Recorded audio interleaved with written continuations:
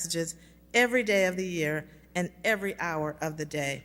Now, therefore, I, Rita Ali, Mayor of the City of Peoria, Illinois, do hereby recognize the 30th anniversary of Enhanced 911 in Peoria.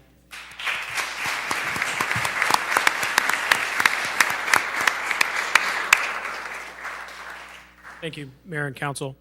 Last year, the 911 telecommunicators of the Peoria Emergency Communications Center fielded over 109,000 911 calls and texts, or about 300 per day. Throughout my time at the Peoria ECC, I have seen the gradual change of those calls from initially being mostly landline to now mostly cellular.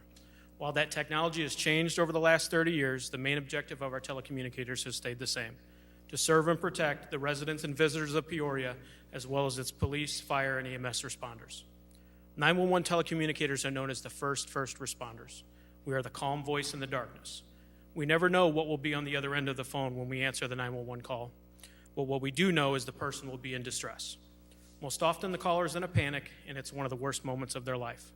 It is our duty to stay calm under pressure so we can gather the necessary information and disseminate it in a clear and concise manner for our other first responders. I would like to recognize not only our current Peoria ECC staff, but the former staff that helped pave the way for our department to be a leader in the 911 industry. None of this would be possible without their hard work and dedication, both past and present. Thank you. Welcome. Thank you for your leadership.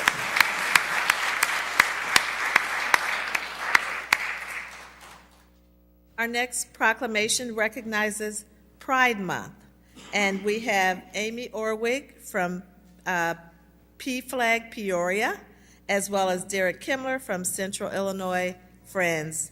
Welcome.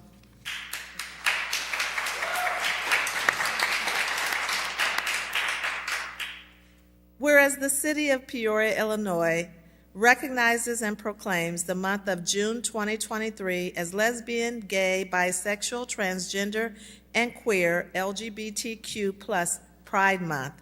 And whereas on June 28, 1969, the riots at the Stonewall Inn in New York City have been acknowledged as the beginning of the LGBTQ plus rights movement.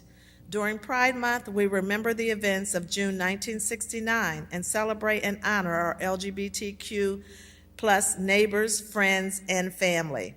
Whereas the City of Peoria celebrates diversity and is committed to supporting visibly dignity and equality for LGBTQ plus people in our community. And whereas LGBTQ plus individuals have made immeasurable impacts to the cultural, civic, and economic successes of our country. Whereas celebrating Pride Month influences awareness and provides support and advocacy for the City of Peoria's LGBTQ plus community, and is an opportunity to take action and engage in dialogue to strengthen alliances, build acceptance, and advance equal rights. The City of Peoria supports the rights of all citizens to experience equality and freedom from discrimination. Now, therefore, I, Rita Ali, Mayor of the City of Peoria, Illinois, do hereby proclaim the month of June as Pride Month.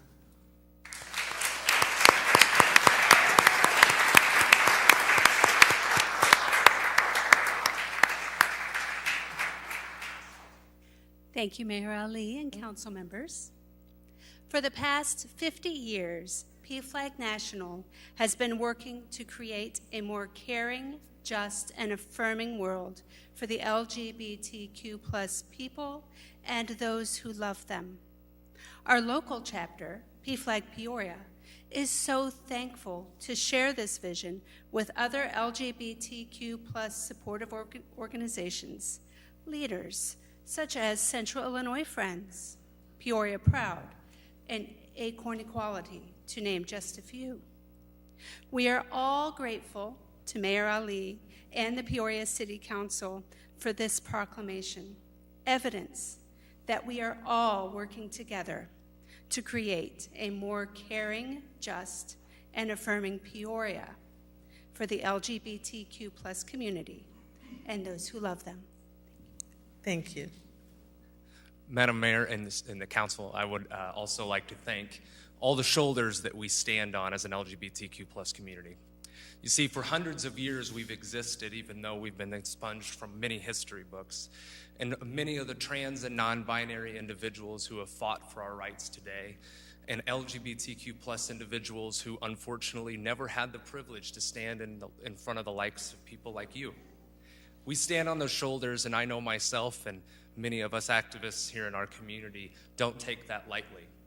And we thank you for being a part of creating a society that is so accepting, especially in a time where many of our surrounding states and locations are pushing people out that check certain boxes. We're accepting them in as a community. And it's not easy. We like to think that equality is easy, and it's not. Diversity is not easy, and it starts with having hard conversations and the realization that the LGBTQ plus community has intersectionalities, because the LGBTQ plus community is poor, is lower socioeconomic, it's middle class, they're black, brown, white, Hispanic, they're non-English speaking, they're immigrants. They're all boxes. We all are affected by the hate that is spewed by the LGBTQ plus community, but we also all thrive when LGBTQ plus people thrive. And so with that, I'd also like to point your attention to the fact that because of your support and because of support of this community supporting the LGBTQ plus community, Central Illinois Friends is proud to announce that we closed on a building this week on Tuesday. Well, what's that, yesterday? Or yesterday?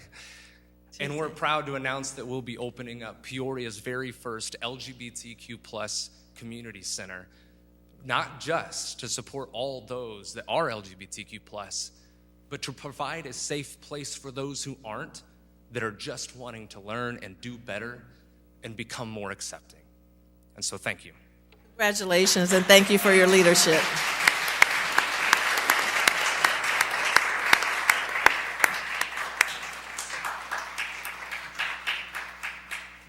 Our last proclamation recognizes Juneteenth. And we have Carl Adams from the Lincoln, he's a Lincoln historian all the way here from Washington, D.C., but he's actually from Peoria, from what I understand. And we have Bob Hofer with the Freedom and Remembrance. He's the committee founder. I'd like to remind everyone that both of these men will be speakers tomorrow at the Freedom and Remembrance Memorial Naming Event. It takes place at 10 a.m. tomorrow at the corner of Griswold and Montana Streets. Gentlemen, if you could come forth. Whereas Juneteenth, also called Emancipation Day and Freedom Day, commemorates the traditional observance of the end of slavery in the United States. It is observed annually on June 19th. Whereas on June 1st, 1863, President Abraham Lincoln issued the Emancipation Proclamation to end slavery in the United States. And whereas more than 2 years passed before the news reached enslaved black people in Texas. On June 19, 1865, Union Major General Gordon Granger and his soldiers arrived in Galveston, Texas, and spread the word that slavery had been abolished. Whereas Juneteenth is a day for all of us to reflect upon on what has happened since 1865 and to celebrate the social, economic, and cultural contributions of African Americans in the United States. And whereas on June 16, 2021, Governor J.B. Pritzker signed House Bill 3992, naming Juneteenth as National Freedom Day and designating it as a state holiday. Whereas on June 17, 2021, President Biden signed legislation into law establishing June 19th as Juneteenth National Independence Day. And whereas Juneteenth is the oldest nationally celebrated commemoration of the ending of slavery, the city of Peoria stands in solidarity with our African American community, and we encourage the public to attend one of the many celebrations on this day. Now, therefore, I, Rita Ali, Mayor of the City of Peoria, Illinois, do hereby acknowledge and celebrate the 19th of June as Juneteenth in Peoria, Illinois.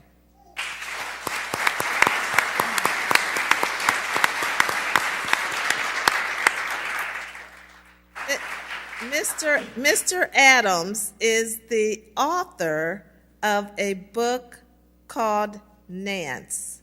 Trials of the First Slave Freed by Abraham Lincoln. Thank you. Let's hear from you, Mr. I'm Adams. originally from Alton, Illinois, where I was raised, but I lived for 25 years in this area. My children were raised here. My children attended Peoria schools. And as a lifelong fan of Abraham Lincoln, I followed the travels and the trials through all three Illinois capital cities of the first slave to be freed by Abraham Lincoln, whose journey ultimately ended right here in downtown Peoria on April 6th of 1892. And for 20 years, I searched for her grave and could not find it. But thanks to Mr. Hofer and the contributions of other genealogists, they found the grave of Mrs. Nance Leggins Costley in the old Moffett Cemetery. Following that adventure, I was asked to join the National Juneteenth Observance Foundation as their historian, since I had traced Nance through the travels of Illinois, and I also traced her oldest son, first son, Private William Henry Costley, through Peoria-Pekin roadway, down through Springfield, through the battlefields of Virginia, and then on a 2,000-mile journey around to the coast of Texas, and they landed in Galveston, Texas on June 19th, 1865. So as a historian for the National Juneteenth Observance Foundation, I bring to present to the mayor, the city council, and the city of Peoria the National Juneteenth flag. Thank you. Thank you. Thank you.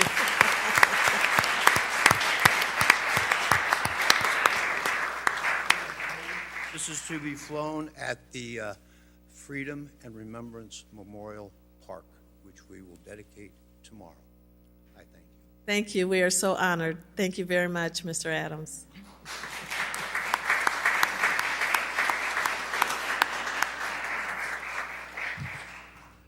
Madam Clerk, We are at the approval of the minutes. Councilman Riggenbach, I move to approve the minutes of the joint town board and city council meeting held on May 23rd, 2023 as printed. can I get a second? Seconded by Councilmember Velpula.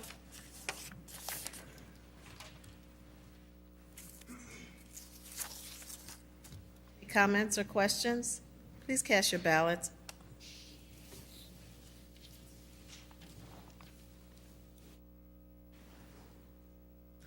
Motion passes unanimously. Madam Clerk? We have one town item. 23-200 is a request from the town officials to approve the May 2023 actual expenditures and to approve the June 2023 anticipated expenditures for the town of the city of Peoria. Councilmember Graham? Mayor Lee, I move to approve as outlined. Okay, is there a second? Seconded by Councilmember Allen. Any questions or comments? Please cast your ballots. Motion passes unanimously. Madam Clerk? We are at the consent agenda. 23-201 is a communication from the city manager and director of public works with a request to approve the tree purchasing and planting contract from D.A. Hare & Sons, Inc. in an amount not to exceed $50,000 to purchase trees to plant on city property and rights-of-way. 23-202 is a communication with a request to approve and authorize the city manager to execute change order number 2 to the storm drainage repair annual contract with J.C. Dillon, Inc. for an increase not to exceed $460,000 for a new total amount of $2,810,000. 23-203 is a communication with a request to approve the low bid and award a contract to Stark Excavating for the Old Big Hollow Bridge rehabilitation in the amount of $315,105.50, with an additional authorization of $31,510.50 for contingencies, for a total amount of $346,616.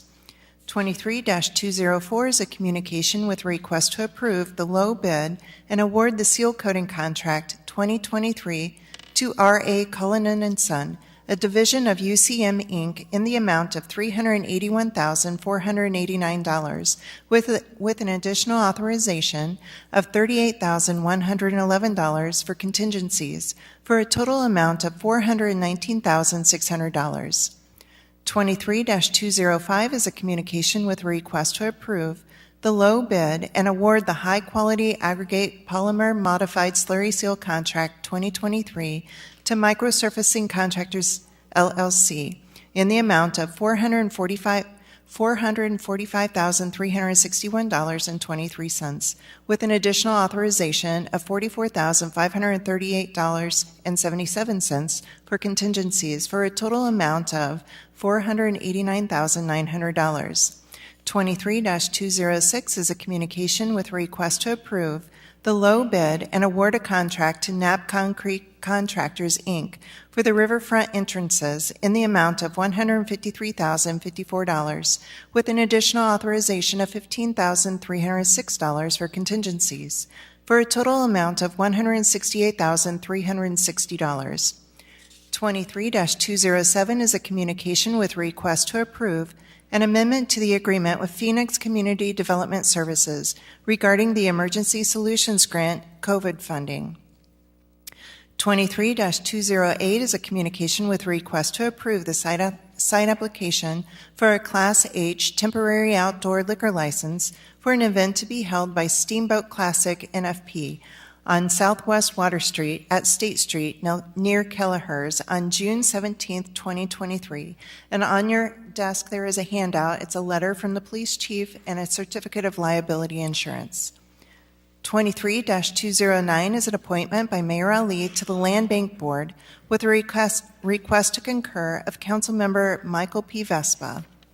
And that concludes our consent agenda. Thank you, Madam Clerk. Are there items to remove from consent agenda? Can I get a motion to approve the consent agenda? Moved by Councilmember Sears, seconded by Councilmember Euler. Any comments or questions? Please cast your ballots.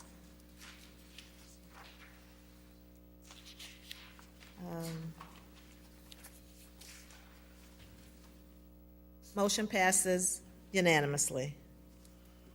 I think Councilmember Vespa had a question on whether he should abstain from the item with his name, and I would ask corporate counsel to advise. I don't think that's necessary. Okay, thank you. We will move on.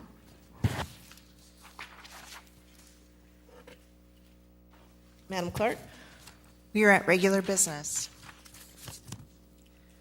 23-210 is a communication from the City Manager and Chief of Police with a request for the following. A, approve the sole source purchase of a Thermo Scientific Gemini handheld analyzer and TrueNarc Unlimited model from Thermo Scientific Portable Analytical Instruments, Inc., in the amount of $164,504, and this item requires a two-thirds vote of council members voting, no less than 6. And then item B is to adopt an ordinance amending the City of Peoria 2023 revised budget relating to the use of opioid settlement funds for the equipment in the amount of $164,504. And this too requires a two-thirds vote of council members voting, no less than 6, and we need separate votes on each. Mr. Manager? Thank you, Madam Mayor. I'd like to ask the police chief to come up and talk about this item and just explain the rationale behind it. Okay, thank you.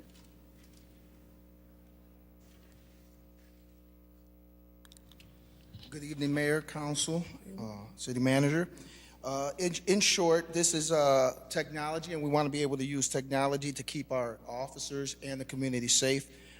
This is technology that can permit the identification of fentanyl, heroin, cocaine, and a variety, about 700 other items to include explosives, materials remotely without removing material from the container. This utilization of such technology can rapidly provide critical information to our first responders that may prevent an exposure that would affect the health and safety of personnel operating in the vicinity. And it falls right in line with the opioid settlement We did our research and made sure this was an item that we could purchase. Otherwise, we would not be able to have been able to purchase this without this settlement. Okay. Any questions for the chief? Councilman Velpula? Thank you, Madam Mayor. This is one of the, I would say, integration of science into detection is one of the most innovative thing that I've seen, but I have a couple of questions. So if you look at this is an equipment. You're going to buy a piece of equipment. Yes, sir.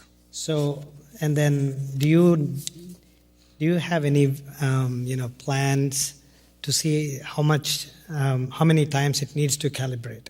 You need to calibrate every machine after certain use. So do you know how to do this? I'm going to ask Sergeant Johnson, who did all the research on this for me, to step up. I keep backup with me for this reason. Have the expert try to answer that for us. Yes, sir. The machine is calibrated every use. It has an internal calibration feature. And we were able to have some experience with that during a test and evaluation period we actually had with both units. And I see that we have to buy a test kit, the solution kit, which allows you to do 100 tests. Yes, so the low dose identification kit would allow us to basically observe trace amounts of fentanyl or suspected illicit substances in a solution. So we can just see those minuscule amounts with that technology. Right, but the idea is to have this kit being bought after every 100 tests. Is that right? We would have to buy some more solution or some more of those vials. Right. That's it. Thank you, Madam Mayor. Okay, you're welcome. Councilmember Sear? Thank you, Madam Mayor. Move to approve file number 23-210, letter A. Is there a seconded by Councilmember Allen? Any other discussion? Please cast your ballots. Motion passes unanimously. Stick around, Chief. Madam Clerk? We are at item B. Oh, item B, Councilmember Sear. Thank you, Madam Mayor. Move to approve file number 23-210, letter B. Seconded by Councilmember Allen. Any questions? Councilmember Gordon Young? I'll be abstaining from this vote. I serve on the Illinois Remediation Advisory Board. Okay. Related to opioid. Okay. Very good. Please cast your ballots. Motion passes with one abstention. Gordon Young. Madam Clerk? 23-211 is a communication from the City Manager and Chief of Police with a request for the following. A, approve the sole source purchase of 45 Pico MVS ballistic body armor systems from Tire Tactical Body Armor in the amount of $126,829, and this item requires 2/3 vote of the council members voting no less than 6. And B, adopt an ordinance amending the City of Peoria 2023 revised budget related to the use of asset forfeiture funds to purchase equipment in the amount of $126,829. And this too requires a 2/3 vote of council members voting no less than 6. And we'll need separate votes on each. Okay, Councilmember Sear. Thank you, Madam Mayor. Move to approve file number 23-211, letter A. Okay. Seconded by Councilmember Gordon Young. Any other discussion? Please cast your ballots. Motion passes unanimously. Councilmember Sear. Thank you, Madam Mayor. Move to approve file number 23-211, letter B. Seconded by Councilmember Velpula. Any other discussion? Please cast your ballots.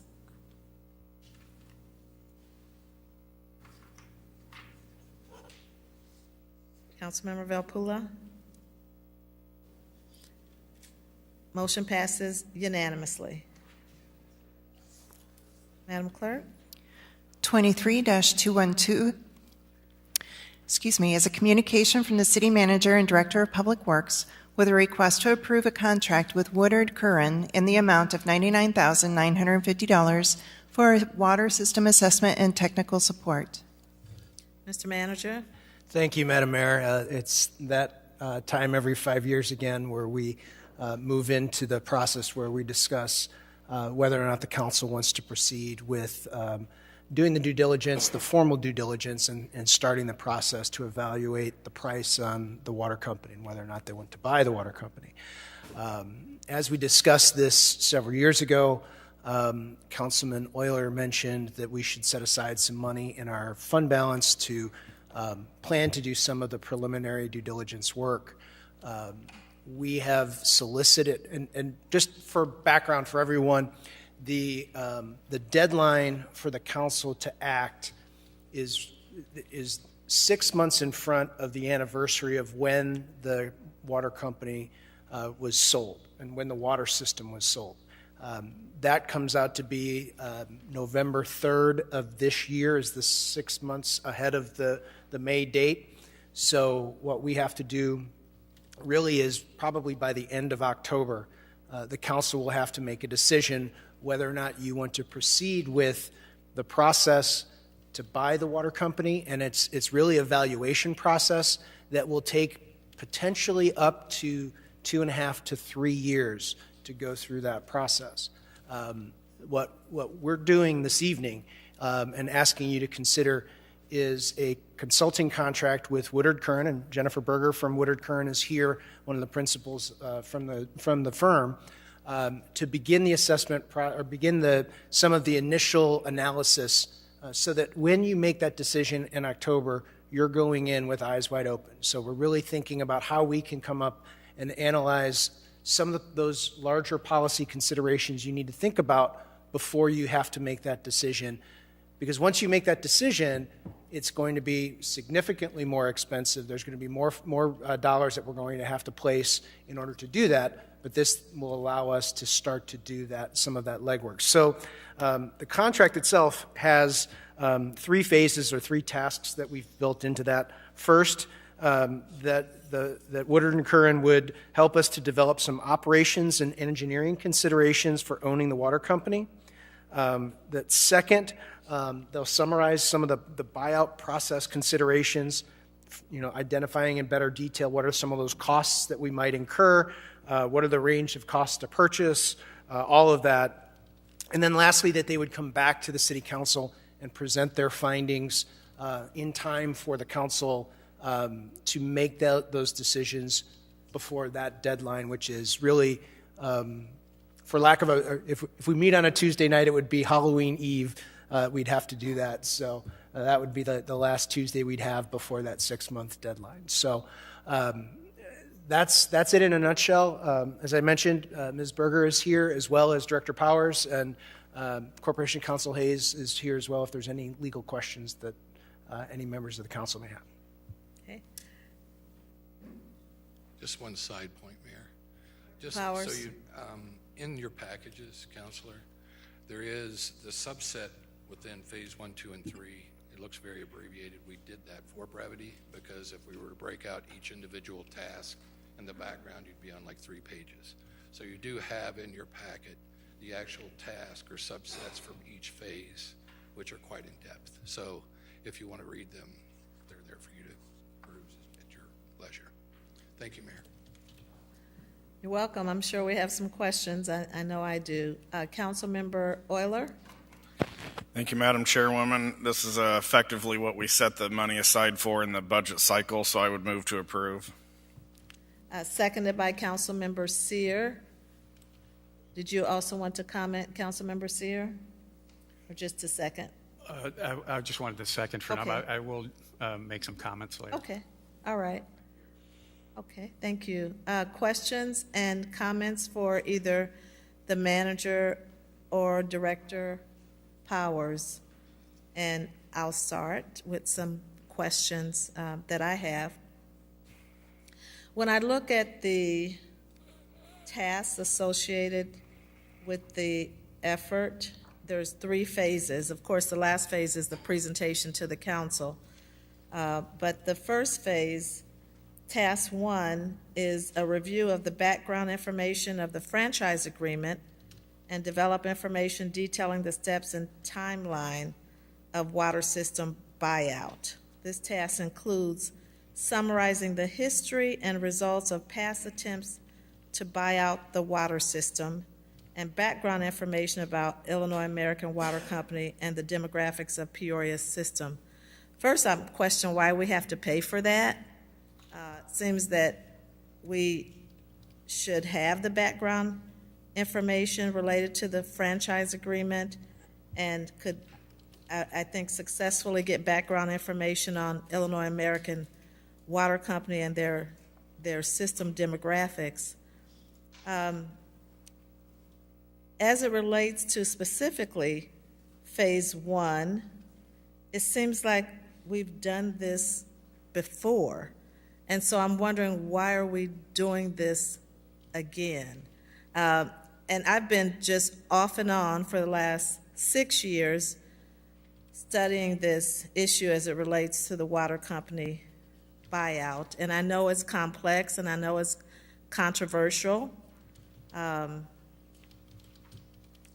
I have some concerns on spending $100,000 on a study if we're not leaning toward a purchase of the water company and paying for I think some items that it seems like we already have that information or we've went through this exercise again. So I guess I want to throw that question out to you, Director Powers, or to the manager as it relates to some of these tasks and gathering information, and it just seems that we've done some of this due diligence or exercise previously. Mayor, I would concur that, yes, we have put together a lot of that information in prior discussions from a staff perspective. We have summarized some of that history. I don't think each one of these tasks is necessarily set up to be equally costly. It could be just a simple task one is going to be a short summary of that to document that for you. Some of the larger detail in the very first section or their first phase is what comes after that, which are some of those operating considerations, some of those issues surrounding the engineering considerations that we need to be thinking about.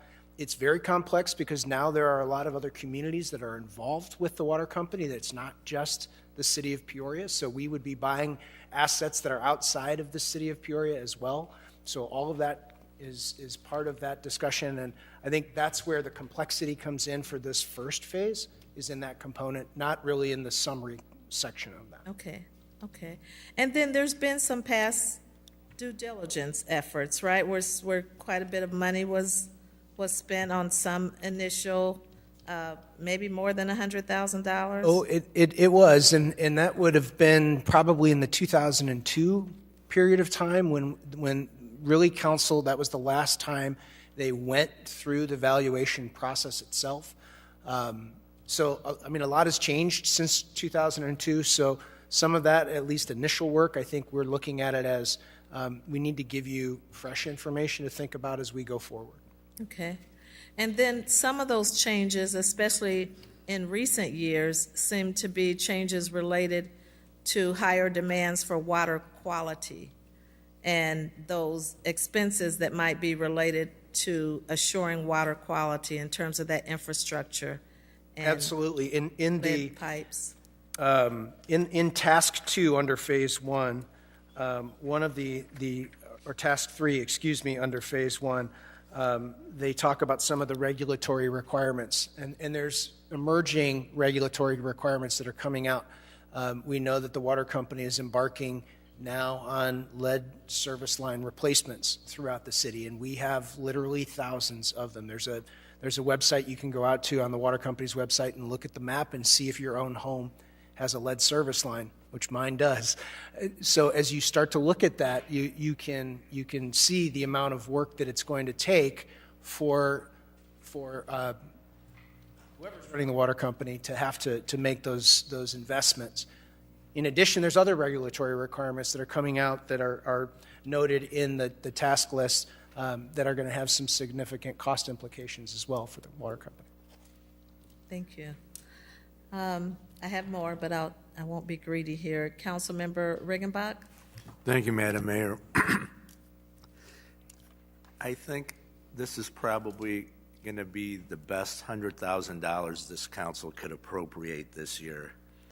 As I sit around this horseshoe, and Councilman Graham and I visited on this topic earlier, having voted on this topic multiple times, we consistently hear from, dare I say, the special interests involved in this, whether it's the water company itself or the community activist groups that think we need to buy it at all costs. Of all the things that we vote on, this is probably one of the most complex, because the vote tonight is not to move ahead with due diligence, because that's a very specific thing in the contract that we'll be voting on in November. But this is setting the groundwork to give us some unbiased information as to the actual costs involved to do the full due diligence, as well as what the repercussions will be moving forward. So I would strongly encourage my colleagues to support this for those very reasons. This will give us the 30,000-foot view of what the next phase will look like if we choose to do that. In the years I've served on council, we've never taken that next step, and I think it would be premature to say that approving this indicates a desire one way or the other on the council. This is a fact-gathering proposition before us, and I think we need to view it as that.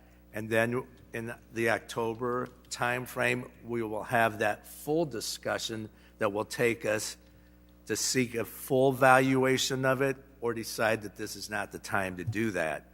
So I think we would be very short-sighted not to approve this tonight, because this will give us some very critical information that clearly has changed since the last valuation process in the early 2000s. And frankly, there's been a lot of changes in this industry in the last 5 years as well. So I will be supporting it and encourage my colleagues to do so as well. Thank you, Madam Mayor. You're welcome. Councilmember Allen? Thank you, Madam Mayor, and thank you for your comments, Councilman Riggenbach. Always a voice of reason. I do have some questions for the manager. Sir, can you talk about when was the last time this preliminary assessment was done for the water company? I can't recall us hiring another outside firm to do this. In 2018, staff wrote up some information that council took into consideration. We had hired outside counsel at that time because we were in discussions with the water company about some franchise negotiations at that period of time. In 2013, there was a small subcommittee, public committee that was appointed that looked at this issue and provided some recommendations.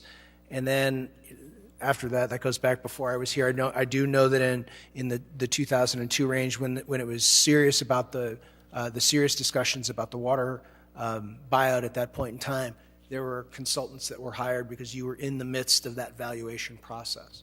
That was the last time that we got a true number on the water company valuation. It was, I think, $227 million.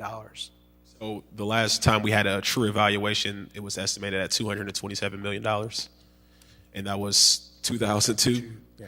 So my assumption is it's probably substantially more now, but I'm not a mathematician or a statistician there. One of my favorite phrases that a mentor says to me is keep the main thing the main thing. And I think we need to do that in this aspect right now, continue to focus on basic core services of public safety, improving our infrastructure and our overall quality of life.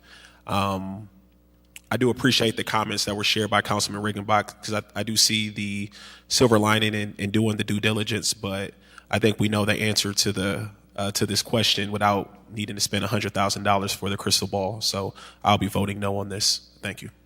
Welcome. Councilmember Jackson? Thank you, Madam Mayor. I was just kind of wondering, I was listening to some of the comments, and I do appreciate all of them. I would really be interested in knowing what we paid back in 2002 to begin this process, because it sounds like even at this initial phase, if we decide to go forward, our cost to proceed in this due diligence process will get even more expensive. I would like to be as careful as possible about how we move forward, especially considering this is taxpayers' money. And I'm seriously not sure yet that the benefits outweigh the costs we'll have to pay if we continue to proceed down this path. So I am very concerned about the amount of money the city would put forth to pursue this process at this point, knowing that we spent more than $100,000 in 2002. I just don't know that we have the fiscal wherewithal to move in that direction, given what we've got to do with regards to our pension costs and things of that nature. I don't know that we're in a position to just spend money increasingly without knowing the benefits, whether or not they will eventually outweigh the costs we're going to have to put forward in this process. Thank you, Madam Mayor. You're welcome. Council Member Sear? Thank you, Madam Mayor. I believe my colleague, Mr. Riggingbot, hit the nail on the head, and I want to applaud our city manager. Last time I was part of this journey, it was really very, very messy, and we really, all of us, got a lot of different information and tried to make a decision to the best of our knowledge. So I applaud you, Mr. Manager, for suggesting a third party to help us so that all of us have the same information when it's time to have an intelligent conversation about this process. So to me, I see this money as an investment. It's not money spent, it's money invested for our constituent, so that a few months from now, when these reports are coming back, that we can, number one, have all the same information and have an intelligent conversation based on all the information that the third party we have gathered for us. So I will obviously be supporting this motion. Thank you, Madam Mayor. You're very welcome. Council Member Kelly? Thank you, Madam Mayor. Some of you know my thoughts on theoretically buying out the water company. But I think that this move is responsible. The thing that is going to weigh most heavily on my mind as we move down the road is, what does this do to the ratepayers? Whether this utility stays in private hands or it goes into public hands, what's going to happen to the ratepayers? Assuming that the system is maintained. That's one of my bugaboos, and I could talk about it tonight, but I'm not going to. I would just like to say that I think this is a prudent step. It doesn't commit us in any way to an outcome, but it starts to lay the groundwork so we can see what we're actually talking about. So I'll be in favor of this, Madam Mayor. Thank you. Councilmember Euler? Thank you, Madam Chairwoman. I appreciate the discussion on both sides of this, but to respond to some of the apprehension, I guess I would have to kind of liken it to the discussion that we had about rail. And we're spending money to really understand what it is we're even looking at and where we would want it to go. And that's the votes that we've already taken on the rail investments that we've made, with little to no opposition, was to spend money to see what the effect was of that decision. And that's exactly what this is what does that path look like? What do those decisions look like? And in the same discussions we had on that topic, we invested money in evaluating that without much to any question about doing it. And I would say that's exactly where we are at here, is that it's an investment in understanding what we're even looking at so an educated decision can be made. And we've already made commitments of dollars to do the exact same thing in other places. Thank you. You're very welcome. I'm big on studying a problem in order to make a decision that has, the information needed to make that decision. In this case, it is an issue that I've studied off and on for the last 6 years. And I think that I agree with you, Councilmember Riggenbach, that we will have some new information from this study, and it appears that we're going to adopt that. But I will be voting no because I honestly don't believe that the city can afford to purchase the water company, for one thing. I think that the cost will be astronomical. I don't believe that we should be taking on that astronomical expense. I think it's very risky. Perhaps the study will come back and say that. I can't relate it, Councilmember Euler, to the rail because we're not talking about another entity that will be providing most of the funding for that operation. We're talking about the city of Peoria assuming the cost and taking out bonds for the purchase of a water company. So I am not a proponent for moving in that direction, and I think that this is a step toward that direction. So I respect everyone who is voting yes in support of the study, and it looks again like that's what we'll be doing, and I'll respect that entire process. But personally, I have to vote no today. Councilmember Vespa? Thank you, Madam Mayor. I will be voting yes on this particular item because simply we don't know what we don't know. I think I've heard very good arguments on both sides of this. What I don't like really in principle is a private company extracting profits from the citizens of Peoria and putting it in the pockets of shareholders, many of whom live outside of here, or using it to build out their infrastructure in other communities. At the same time, we do know that there's potentially going to be quite a bit of expense rebuilding these lead pipes, replacing these lead pipes. That's going to be expensive if we were to buy it. That would be our responsibility. Also, borrowing costs are right now very high. Interest rates are very high. And if we were to issue municipal bonds, we would probably not get a great rate. And it'd probably be a lot higher than the Treasury rates right now, which I think are, many points. So, I mean, there's a lot to consider here. I want to know the margins. I want to get a better idea of the margins, the profit margins that this Illinois American Water is extracting out of this. But it's going to have to be considerably high to justify the purchase. We are talking about taking on hundreds of millions of dollars in bonds at a high interest rate. So the margins have to be very high.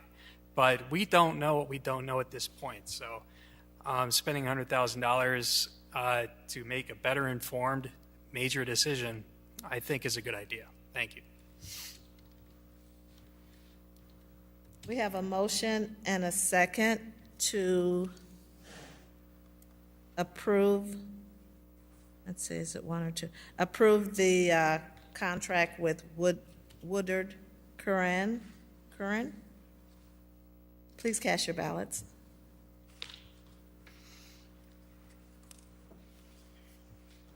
Motion passes with 4 nays: Ali, Allen, Gordon Young, and Jackson. Madam Clerk? 23-213 is a communication from the City Manager and Director of Human Resources with a request for the following. A, approve existing property and commercial auto insurance coverages with Liberty Mutual Insurance through Alliant Insurance Services, Inc. at a one-year cost of $380,343, inclusive of fees. And B, adopt an ordinance amending the City of Peoria 2023 revised budget relating to the payment of insurance premiums in the amount of $160,000. And item B requires a two-thirds vote of the council members voting no less than 6, and we need 2 separate votes. Mr. Manager? Thank you, Madam Mayor.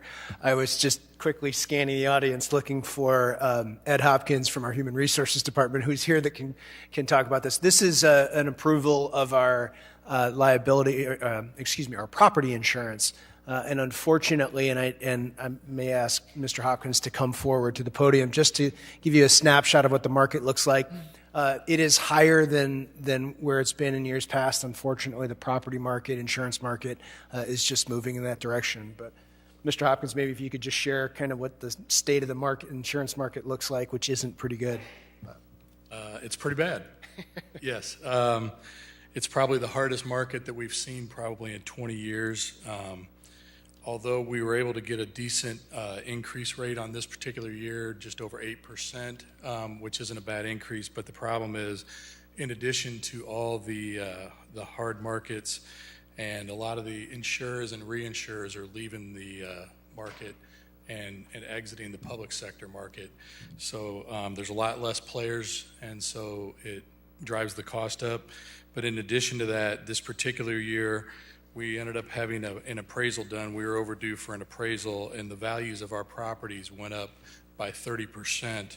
So we now have property values in the range of $232 million worth of property.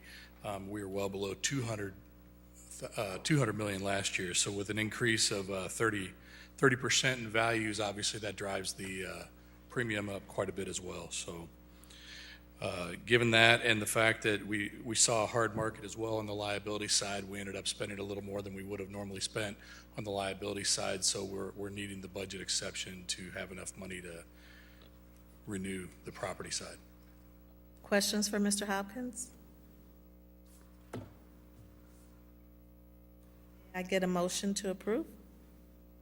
Moved by Councilmember Kelly, seconded by Councilmember Graham.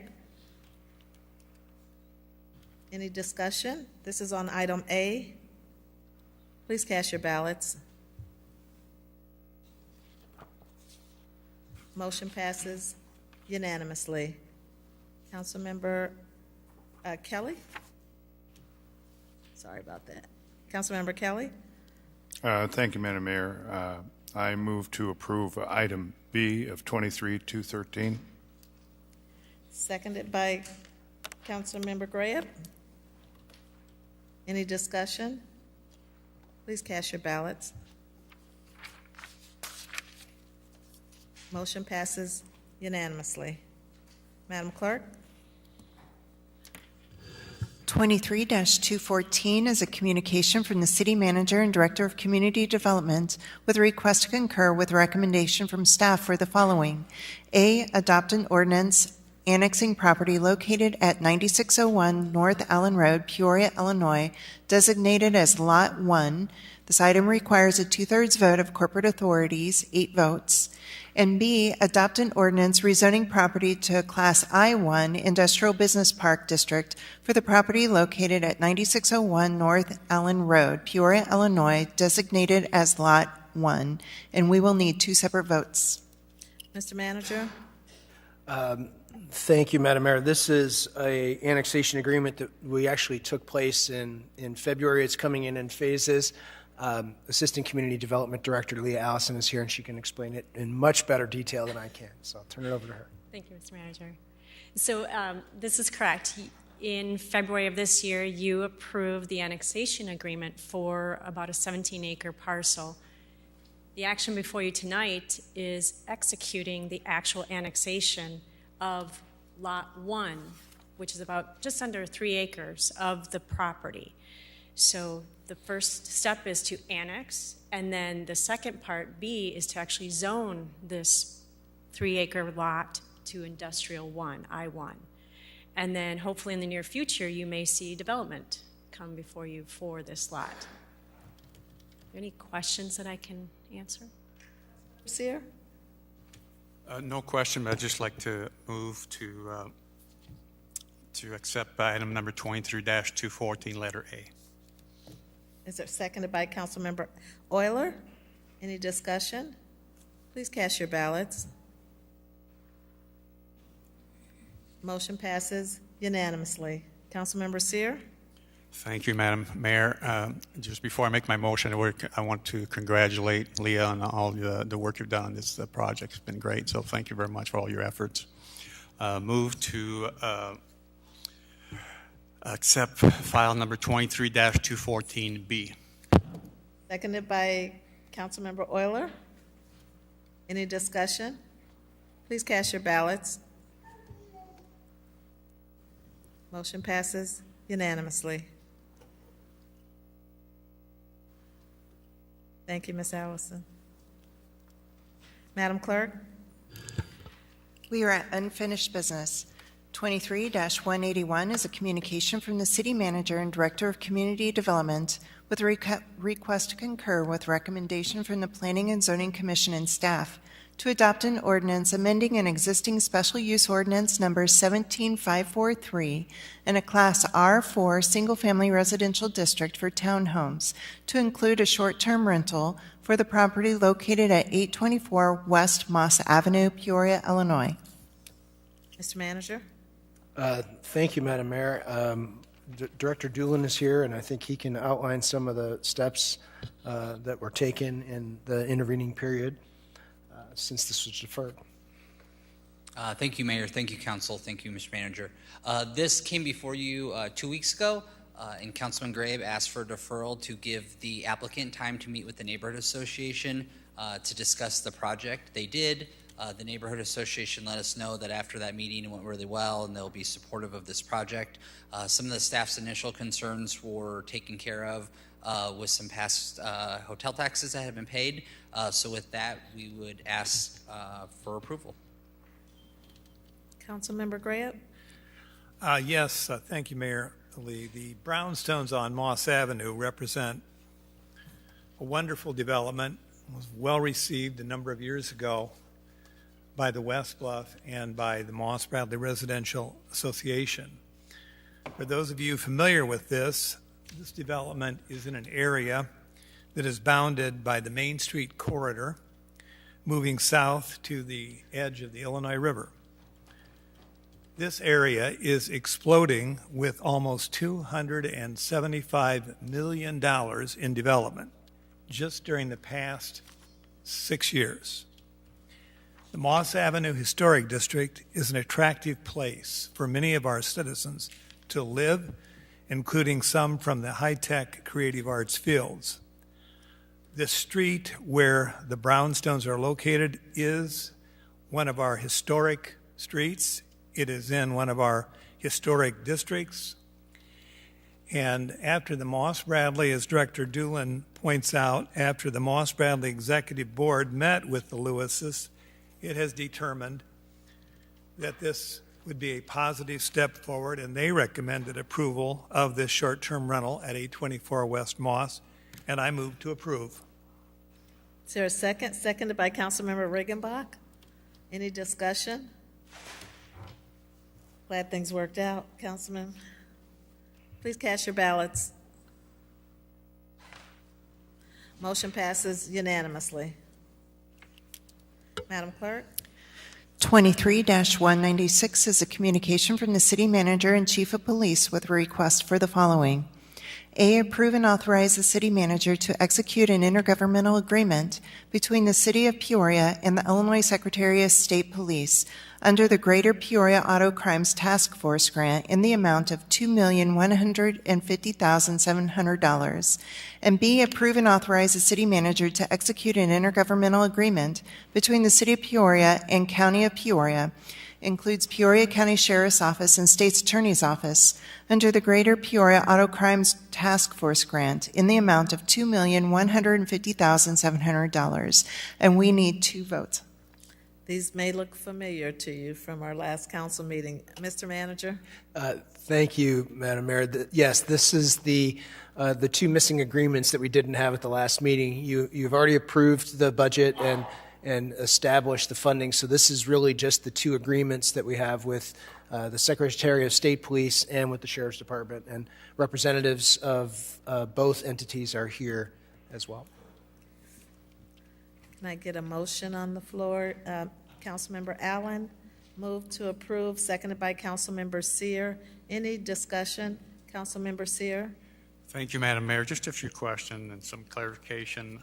Our conversation, Mr. Manager, page 1, just want to make sure we clarify, everybody who's listening and looking. This is a 4-year agreement, correct? That is correct. This is anticipated to be a 4-year agreement. And for, I can't see it right now, it's over $3 million. But it says the first 3 years, $2.15 million. So where's the 4th year, basically? There will be an additional need for each year. We're going to have to appropriate that as those grant funds come to us. So there'll be separate actions for those items, probably in the budget process, just as we anticipate that those funds come through. If I could ask just a couple questions to our police chief, would be great also.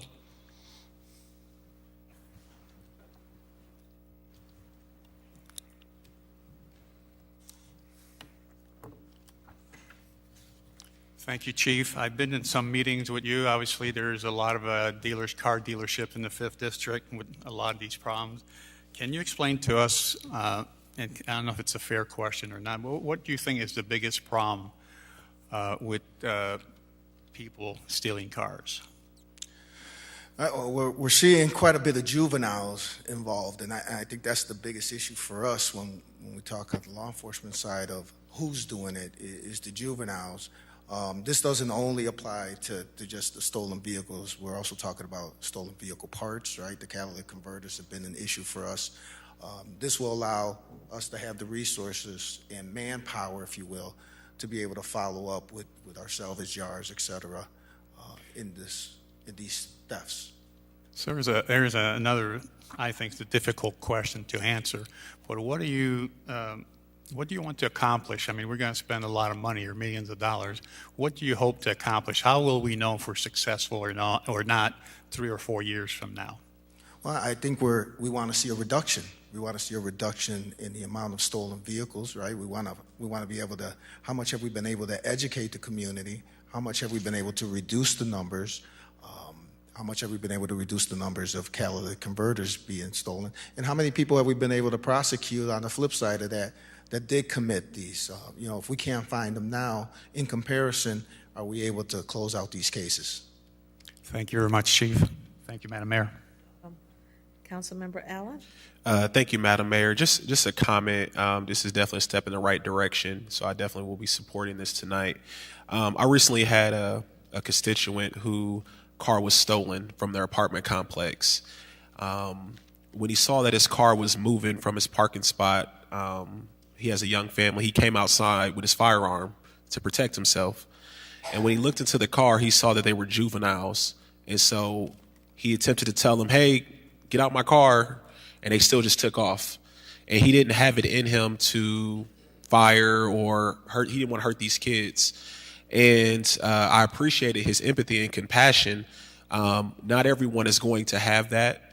And when we have juveniles and even adults who are participating in these activities, when you play silly games, you win silly prizes.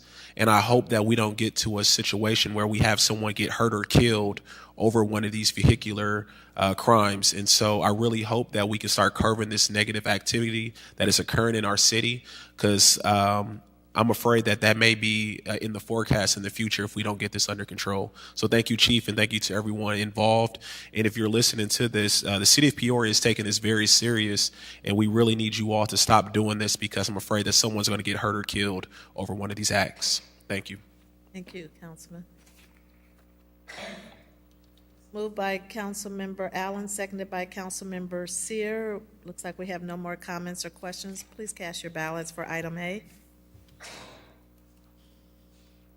Motion passes unanimously. Councilmember Allen, set for B, Move to approve. seconded by Councilmember Sear. Please cast your ballots. Motion passes unanimously. Thank you, Chief. Madam Clerk? 23-197 is a communication from the City Manager and Chief of Police with a request to approve and authorize the City Manager to execute a memorandum of understanding between the City of Peoria and Carle Health Services under the Co-Responder Unit for a 6-month period utilizing grant funding from the Illinois Criminal Justice Information Authority, providing the Co-Responder Unit in the amount of $3,068,000. And again, you saw this information at the last council meeting without the agreement. Any questions for the chief? Councilmember Sear? Thank you, Madam Mayor. Sorry I was not here last meeting, but I just have a few questions or comment for our chief also. Again, this is over $3 million budget. This is a new creation, correct, Chief? Yes, sir. New creation. And can you tell us a little bit, if you can, we've got over $1 million of equipment for the first 6 months. What kind of equipment are we getting? So this was on obviously on the last council meeting. There's a quick response vehicle for our SWAT medics to be right up on scene and be able to triage and care for victims of crimes. There's 2 other vehicles that are, if you will, mobile officers. In policing, we oftentimes have to speak right with a witness, with a victim, and we have to put them in the back of a squad car because we have nowhere else to put them. Well, we want to change that a feeling of being re-victimized by being put in the back of a vehicle, of a squad car with a cage. We want to put them in a mobile office, if you will, where we can talk to them, keep them out of the lens of the cameras that are out on scene, the video cameras, the cell phones, be able to talk to them privately, get more information, triage, get them mobile to a place where we need to keep them safe, while having another vehicle that continues to talk to suspects if we have a suspect still inside the building. So because this is a new creation, is there any past track record from Peoria or any other cities that has this type of unit? No, sir. Not the way we're doing it, no. Okay. So the next question, really just a comment from Mr. Manager. I get offended a little bit here under impact if denied. I don't know who wrote that, but it's a department will lose out on a critical component of community safety. I mean, if this is a new creation, I'm not sure. I mean, obviously I'm 100% behind this, but I just don't like the way how you write things, where it's a critical component of community safety. I mean, it's a brand new unit, right? So we just don't know. So I just don't like the way this is written, and I don't know who writes that, Mr. Manager, so just a side comment on that. But congratulations. I mean, this, obviously I'm 100% behind this, and I hope it makes a big difference for City of Peoria. So thank you, Chief, and thank you, Madam Mayor. Welcome.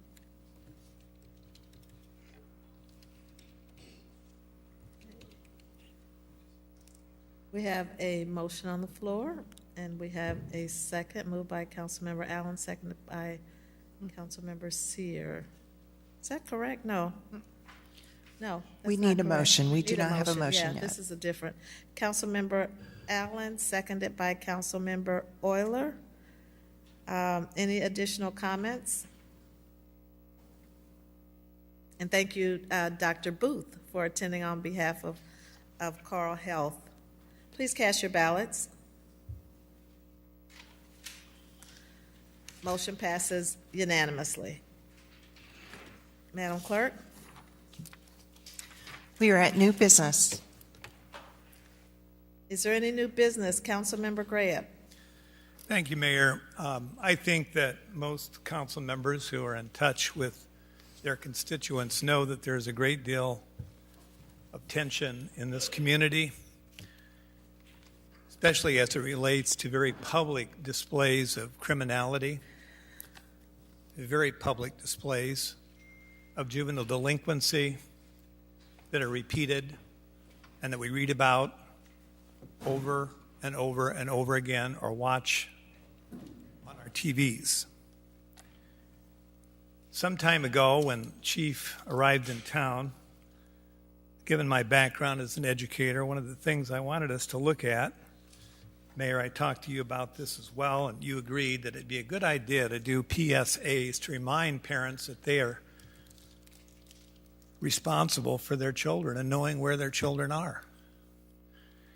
And when we read some of the reports that come across our desk in the morning, it's very disheartening to see any type of criminality, but especially young kids running rampant, repeatedly the same kids doing aberrant things, hurting each other, stealing and victimizing. I believe we're at an inflection point, and I do believe that we are going to come out of this as a city stronger than ever before.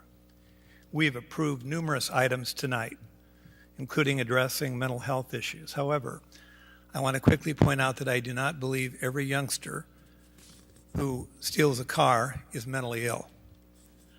I believe there have never been consequences for some of these kids. We need to provide consequences. The time for equivocation and wrist slaps is over in Peoria. And the question I have to ask is, when we have all these kids out 2, 3, 4 in the morning shooting guns, etc., is where are the parents? Where are they? What is their responsibility under our state statutes? Corporation Counsel Hayes, could you provide a report back to this body which would outline the potential for recovery from parents or guardians for damages caused by their minor children under the Illinois Parental Responsibility Act? Could you do that in 2 weeks? Thank you. Thank you, Mayor. Welcome. Councilmember Hayes, did you have anything additional? I'm sorry, I didn't recognize your light. Thank you, Your Honor. No, I'd be happy to report back in 2 weeks on that issue. Okay, thank you. New business, Councilmember Jackson. Thank you, Madam Mayor. I would just kind of like to continue along the vein of Councilmember Graham. I too have been disturbed, I don't know, for the last couple of months, and I'm just kind of at wit's end, and I would like to see the city take the lead in this effort, and I thank you, Councilmember Graham, for your request. I think I've mentioned to the chief, we have a curfew ordinance on the books. Is there some way we could enforce this, Chief? It's not, we know there are juveniles out. We also know that there are large numbers of people over 20 or 21. I read just about a couple of months ago, Peoria is not the only city dealing with these issues, and I believe it was Columbus, Ohio. There was such a large amount of violence occurring that they decided to shut down their business district a little bit early because some of the businesses had gunshot bullet holes in their windows as a result of all of the violence that was going on. I would like to know how many bars have 4 o'clock licenses. Is that something we could get a report on, Corporation Counsel Hayes? Because I think until we can get a handle on what's going on, large crowds down on Main Street overnight, just hanging out, I think we as a city have to be a little bit more intentional in our efforts. And I'm not advocating shutting down bars, but I think we need to consider all options because we're at a situation where we need all hands on deck. I've reached out to men's groups. I remember reading the report from the assistant chief talking about just recently the fact that they need help they need help with some of these crowds. And so I'd like to know how many bars have 4 a.m. licenses. I don't think it's unrealistic for us to, if this is a way to get these crowds under control and stop some of the shooting that we've seen going on downtown, maybe we could consider the possibility of at least temporarily seeing if they could shut down a little bit earlier rather than later, until we can get this situation under control. They're not all juveniles, Councilmember Graham. We've got a lot of people, 20 and 21, hanging out, whether they're in vehicles, whether they're on Main Street, whether they're on Richmond Avenue behind high schools, in parking lots. We've just got too much activity going on overnight, and it's having an adverse effect, not only on those impacted, but, I know I'm bothered by it. So I would like to get a report back on the number of bars that have 4 a.m. licenses. Maybe we could have a discussion as to what we could do to temporarily get a handle on this situation until we can get this crowd situation under control. And what Chief, maybe you can help us out in terms of what we can do to try to enforce our curfew, because we've got to do something about this. And I think we as a city should take the lead. And I hope parents are listening, because, as I said, we need all hands on deck. Thank you, Madam Mayor. Thank you, Councilwoman. Corporation Counsel. Yes, ma'am. There are 10 Class 1 licenses. Those allow entities to stay open till 4 a.m. and serve liquor. There are a subclass of 2 a.m. licenses as well, and I can report back to council with a complete list of those next meeting with so you know all the different licenses. I'll just mention that the 4 a.m. licenses are only available right in the downtown area. And so I would also add that the chief will tell you that's where we're having the issues. So I would be happy to provide that information for your consideration. Thank you. Thank you, Council Hayes. And if we could get those before the next meeting, that would be even better, I believe. I can forward them this evening. Okay. Thank you. Yes, ma'am. Councilmember Allen? Thank you, Madam Mayor. I want to just state a couple of things. First off, I want to shout out the Peoria Park District for their efforts. See, we have Trustee Sierra in the building for Parkapalooza that occurred this past weekend, as well as the drone show. Parkapalooza with the bouncy houses and everything was amazing. I'm proud to report back that my Achilles is still intact after trying to jump with my kids. But no, in all seriousness, no, it was just a beautiful time on the riverfront. You had thousands of people downtown for that event. There was a concert, there was a drone show. And then when you looked over while the drone show was happening, you saw the fireworks occurring over at Dozier Park after the Chiefs game. And so it was just Peoria bliss, if you will. So I definitely want to shout out the Park District and State Representative Jahan Gordon Booth for her effort in bringing that opportunity to our riverfront, and hopefully we can bring that back next year. I definitely would love to support it again. And then the next thing I want to announce is this Saturday, the annual Juneteenth Fest will be occurring down at Carver Center from 11 to 8 p.m., presented by the Yanni Collective. Our very own Councilmember Bernice Gordon Young will be the Madam of Ceremony there. Great event if you haven't been. A lot of different community vendors and resources and activities will be present. It's just going to be a great fun time celebrating Juneteenth. So I definitely want to shout out the Yanni Collective for their effort in creating these quality of life opportunities for our community. So get out there and support the Juneteenth Fest this Saturday. Thank you. Thank you. Two things from me. The first is to ask for a report back from the manager regarding the process for consideration of Juneteenth as a city holiday. It's a national holiday. It's a state holiday. Why not let it become a city holiday? So I would like to look at the process for making that a reality for next year. And then secondly, I want to thank everyone for their participation in the strategic planning kickoff that occurred last Thursday and Friday. We had over 400 individuals, Peoria stakeholders, to participate in that process. We've gotten nothing but positive feedback from the two-day kickoff. I'd like to thank our project manager for that event, our Assistant City Manager, Kimberly Richardson. And I know that the process continues. That was the kickoff of 2 days, but the process continues. There's also a need, I think, to convene all of the city council for a 6-hour session that might occur over 1 day. It might occur over 2 days, 3 hours and 3 hours, or 6 hours.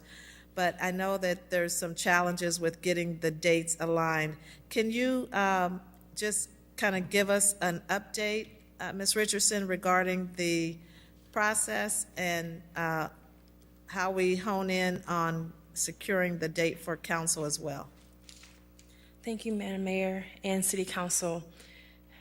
I would say that we are working on the timeline working backwards, and so we're trying to get the strategic plan completed by October. We were wanting to make sure that we can give time for the council to review the documents, and also we have this community process as part of it. Looking at the schedule that we have in place right now, we have a community forum that's supposed to take place on July 20th and July 21st. That is to help inform the conversation that will take place with the council, which is what we're now looking to address with a time and date. We had initially looked at a weekday, recognizing that for some that would have been a little bit of a challenge. However, right now I think we have to look at a weekday so we can have a quorum to meet the obligations of us having a meeting and discussing the strategic plan. So what I will do is work with our administrative assistant for the council to present additional dates that will be in August. We need to try to keep this contained in August if we want to keep on our timeline.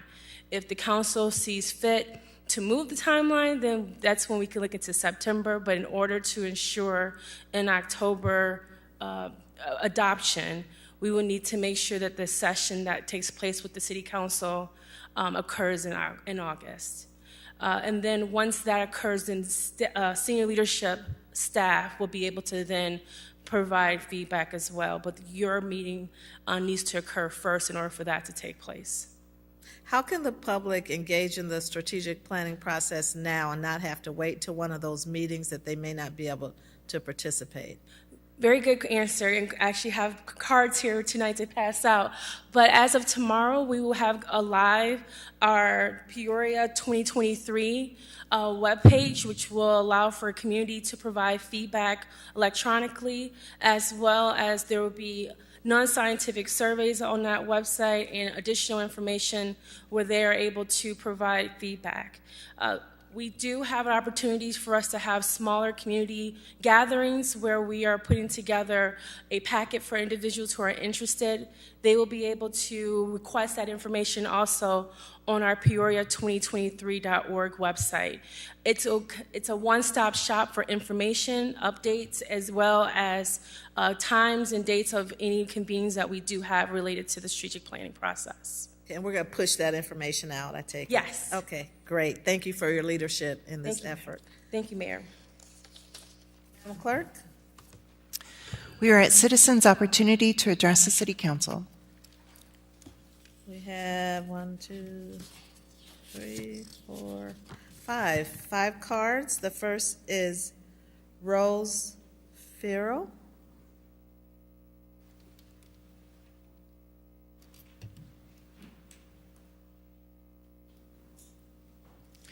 Good evening, Madam Mayor. Good evening, Peoria City Council. As many of you have heard by now, the library and the bargaining team took the contract we have been negotiating into mediation on June 7th and June 8th. Although we cannot speak on what occurred during mediation, we can say that we did not come to an agreement, as the offer we received was unacceptable, laughable even. We are not crestfallen, however, because we refuse to give up. We have been negotiating this contract for over 6 months, and to put into perspective how long we've been doing this, I'd like to give a brief timeline of events. On September 1st of 2022, the union sent a letter to library administration to start negotiation for a new contract, as the current one expired on December 31st of 2022. November 11th of 2022, The bargaining team from both the union and the library met for the first time. Since February of 2023, Peoria Public Library employees, patrons, and retirees have been coming to board meetings and holding peaceful informational pickets to show support for library staff and to demand a fair contract. On June 7th of 2023, mediation began due to both sides being unable to come to an agreement. On June 8th of 2023, mediation ended with both sides still being unable to come to an agreement. That brings us here today, asking for your help in place of our director and the Board of Trustees that you, the Peoria City Council, appointed yourselves. And we know you have seen us in the news. And we know that you utilize our facilities. We're not asking for much, quite the contrary. We know it is possible within the library's current budget to give us more than they are offering. We know that annually $200,000 or more is left unspent and rolls into capital development, but remains unspent. We find that to be a gross mismanagement of taxpayer money. We are continuing to fight for our fellow employees to make more than minimum wage and to have a salary that provides enough income so that 16% of our staff aren't working a second job to make ends meet. Under an expired contract, we are continuing to provide programming. We are continuing to provide heating and cooling facilities during extreme weather, free tech help, and another number of other services that we provide with a smile despite poor pay. However, vocational awe does not put food on the table. The message we have received from our library administration throughout the negotiation process is that they don't care if we find a better paying job. Many of us hold post-secondary degrees, and many of us hold post-secondary degrees specializing in the field of library sciences, but we still get paid peanuts. There is a banner on Peoria Public Library's website that says our collection is worth millions, but our expertise is priceless. Are we priceless? Show us. Our staff cannot afford the benefits that we are offered. Our staff cannot afford to eat more than one meal a day. Our staff are on government assistance, our staff are housing insecure, and our staff cannot afford to work here. Thank you.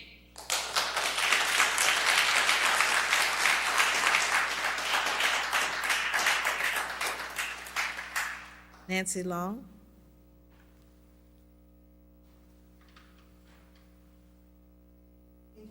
Mayor and City Council members.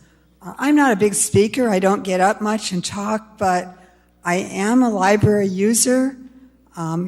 Came here 35 years ago, immediately located the McClure Branch Library, kind of made it our second home after school and in the summer. My kids met other kids there who were doing the same thing, and by using the library when we didn't have much money to work with, we could reinforce what they were learning at school. This is how libraries have always worked in my history. It's embarrassing to know that these wonderful people who devise the games, the activities, story hours, consultation, they are just not getting paid what they're owing. And naturally, I was inquiring about one staff person who had helped me with an issue 6 months ago and wondered if he was still at the branch. Unfortunately, he had obtained a position in Chillicothe, and he's probably going to stay at that library for a while. It's disappointing. In my professional career, I work with children. We were primarily working with DCFS-involved children, taking them in groups and having activities. My first place to get new, updated library books and to consult about the quality of them has been the libraries. What's going to happen if all these wonderful people who know there's the opportunities available are willing to do research for us? What if they're not there? What if people who just barely are learning have to be the leaders? That's just not fair to the current staff, certainly not fair to the community. Finally, I'm, like many of you, aware of the use of the library by our homeless population. A lot of times in the winter, they're waiting at the door for a warm place to go from wherever they spent the night. They're always received with courtesy. If there's an awkward situation, the staff are right there to help figure it out. I frankly don't mind if somebody's taking a bath in the bathroom there because I know that they don't have a safer place to take a bath. So the library is just serving in so many ways to keep Peoria a home where people can survive. And I think it's only fair that the staff who are working hard at doing that get a better pay grade. Thank you.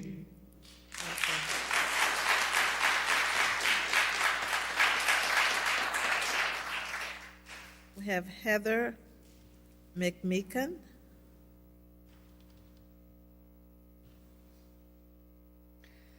Hello. Hi.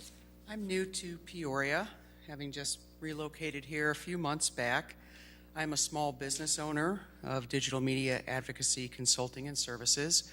I come with the expertise of someone who's worked in service, education, and on the web, having spent the last 15 years as a webmaster, a civil servant at a major university here. And I can't speak to the library usage because I haven't used them a whole lot yet, but I do want to bring up sort of a lot of concerns I have because I do understand and have some experience fighting extremism online. Right now, our nation is experiencing an unprecedented challenge from white supremacy, white nationalism, Christian dominionism, and extremist fascist authoritarianism attacking our systems of government service and the good faith public servants such as yourselves trying to serve our people. This is done in service to limiting access to knowledge, to history, to what is equality, to aspirational material, to the functioning of our government and services. When our press isn't able to report on things in our outer regions and the press goes down, what is the repository of how a government is functioning? It is the library archives. A lot of people aren't quite familiar with this, but after World War II, after the Nazis lost, there was not a lot of American appetite for accountability. It fell upon people like Simon Wiesenthal to go into the libraries to find the facts which form the basis of hunting down these mass murderers and bringing them to justice at Nuremberg. We know during the pandemic we have had people do things that they shouldn't be doing, and that has been recorded in people's journals and diaries. Who's the repository of this very necessary data? That is our librarians. It's also about being guardians of what our culture is, what our historic truth, the functioning of how we do our lives here at this point in time. And those repositories are what will inform future generations about how we made it through this time, assuming we do so. Libraries are under attack from anti-intellectualism, anti-government, and anti-accurate representational history fear-mongering. Austerity is a tactic of white supremacy and authoritarianism. Austerity budgets, I'm not saying that's what's happening here. I'm saying this is what it looks like. When we have an executive director and a library board who have taken it upon themselves, apparently, to tell others that they're just not going to offer any more when they come to the table, and I'm a big supporter of unions, go ask me. I will just say that that is hypocritical. It is bad faith bargaining. Who appointed the executive director or asked him to make a decision to hire a lawyer to sit on the opposite side of the people who live here and serve our people and tell them they aren't even worth the cost of living wage at a time of unprecedented inflation that is harming their families and their ability to care for their own? Doing something like that is a tactic. It is a tactic to destroy the quality of lives of workers. It is a tactic to make them give up and to leave and to stop watchdogging the things that we need watchdogged. It will harm the services. Our libraries here, and I say our, But the ones that you have here are an amazing gem. You have wonderful people. I've seen them in action. They are caring. They deserve to be treated like we value them. And that includes having an executive director who will come to the table and do his bargaining and not hire a legal firm who doesn't even live here to tell people they aren't worth even a little bit above minimum wage. Bring a fair contract. Our workers are the best protections our libraries have in our services.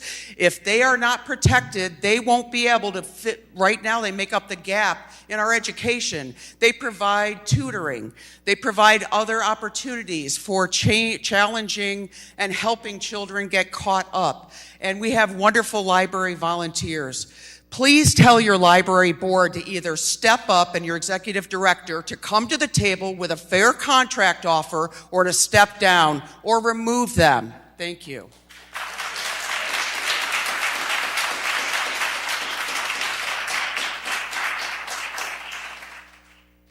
Nick Hall.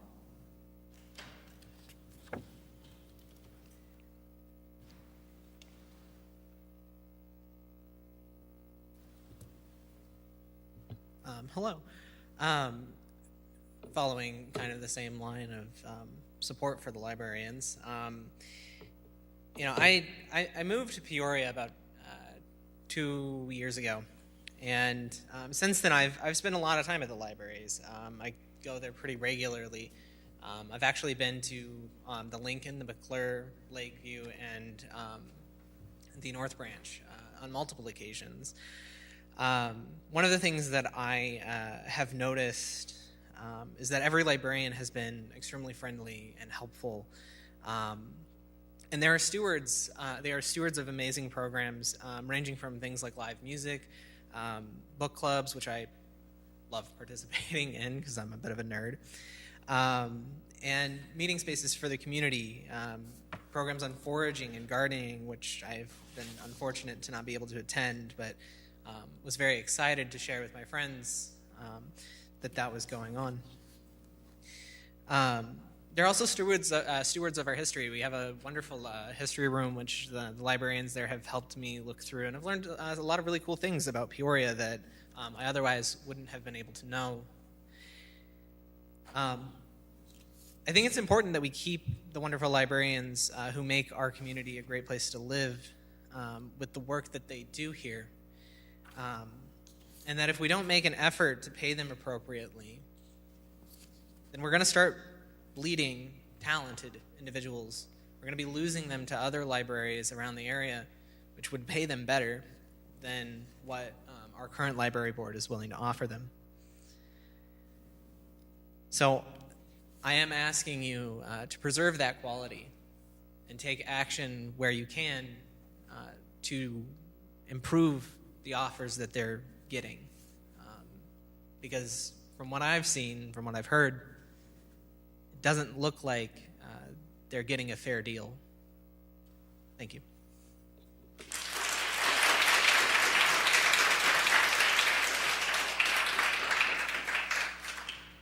Doris Coaster.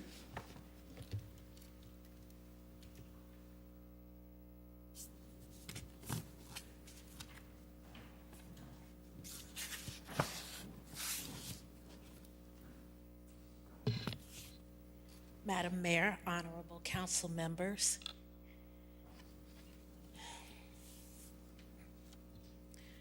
Nourish and Southside Community United for Change, or SCUC, are the groups I represent. We partner with the City Council. With every partnership, there are strengths and challenges, so I want to start with a glaring strength. Thank you very much for the $5,000 mini grant that you approved for Nourish. I came here tonight to say thank you. So very much appreciated for how you're giving dollars to improve the south end of Peoria. You not only gave my nonprofit organization that amount, but you generously approved every grant application, and all of them represented the south side of Peoria. Thank you. This is it's encouraging, and it's building a good, strong relationship between us. So, and those are the items you had. That's from our South Side members. I'm also here to speak of a challenge right now. Madam Clerk, I would like to give Mayor Ali and the Peoria City Council this packet of 151 individually signed requests in support of a moratorium on the carbon dioxide pipeline. It's being presented to the City Council to urge you to move forward with drafting and considering a moratorium on carbon dioxide pipelines. We urge the moratorium to be in effect at least until the U.S. Pipelines and Hazardous Materials Safety Administration completes its current reviews and have updated regulations in full effect. I also have copies of a sample drafting of a resolution to protect citizens and first responders from the dangers of high-pressure carbon dioxide pipelines. Carbon dioxide is colorless and odorless. It is usually a gas, but can be solid or liquid. There may be amounts of carbon dioxide, trace amounts in the air we breathe right now. But when liquefied, it becomes many times more volatile. Upon an explosion, carbon dioxide robs the air of oxygen. Any gas-powered vehicle will not operate. I repeat, carbon dioxide robs the air of oxygen, what every human being needs to live. SCUC and members of the South Side of Peoria became aware of a proposed carbon dioxide pipeline in March of 2023. We were appalled at the idea of a proposed pipeline containing highly pressurized and explosive liquid carbon dioxide beginning in Cedar Rapids, Iowa, running through the south side of Peoria and ending at a sequester site in Decatur, Illinois, where the liquid carbon dioxide would be put into the ground. Surely something so dangerous would not be allowed underneath the ground in the most vulnerable and underfunded part of Peoria. At that time, we believed Peoria leadership would not even entertain this effort. Please know that the proposed Wolf ADM pipeline is being discussed right now. Companies have approached the Illinois Commerce Commission for approval in the next 17 days. They would like to break ground in 2024. Oh my. I just want to begin with this pipeline as I wrap up. 1, 2, 3, 4, 5, 6, 7, 8. Council, 8 seconds is how much time Satarsha, Mississippi victims half a mile from the explosion site had before they lost consciousness.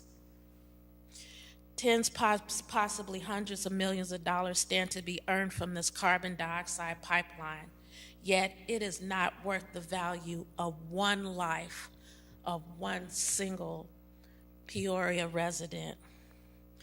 Please strongly consider a moratorium. Thank you for your time.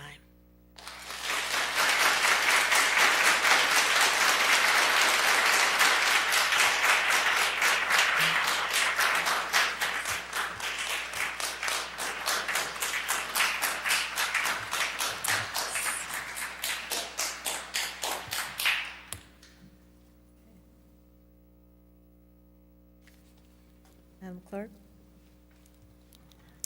We have an executive session. I would like to invite a motion to adjourn and to convene in closed session immediately following adjournment of the City Council meeting pursuant to the Open Meetings Act 5 ILCS 120/2C11 to discuss pending litigation and pursuant to the Open Meetings Act 5 ILCS 122C21 for approval by the body of closed session minutes. Motion moved by Councilmember Allen, seconded by Councilmember Gordon Young. Please cast your ballots.